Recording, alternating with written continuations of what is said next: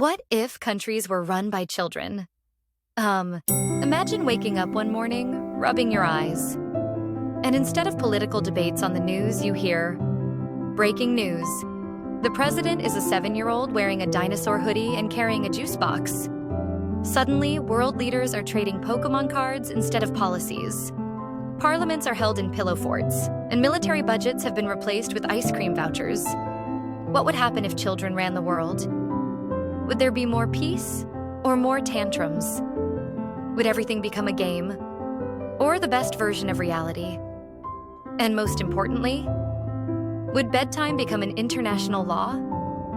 Now let's journey to this magical world. A new government with gummy bears, it all began after a strange global vote went viral. Let's give the kids a chance. The adults, tired of stress and politics, handed over the keys to the world. First order of business? Replace government buildings with giant bounce castles. The White House?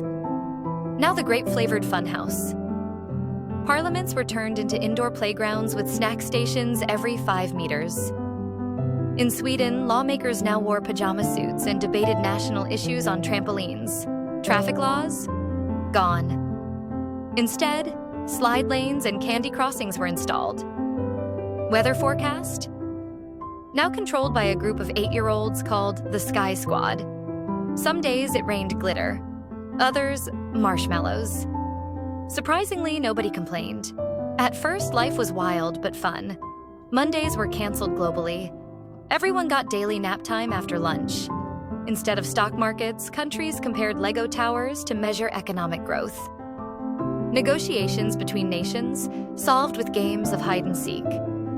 In schools, instead of tests, kids earned grades by how well they shared their crayons. But not everything was perfect.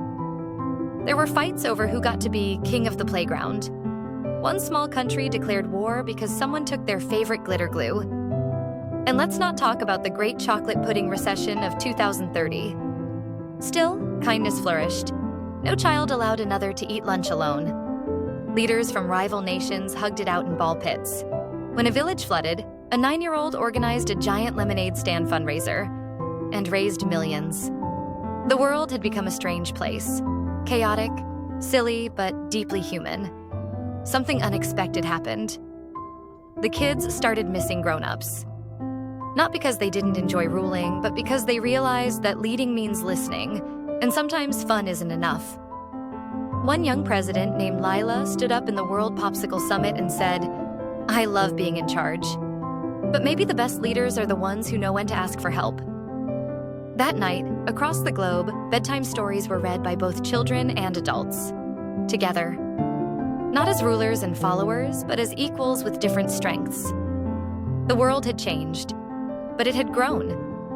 So what if children ruled the world? It might be loud, it might be messy, and yes, there would be glitter absolutely everywhere.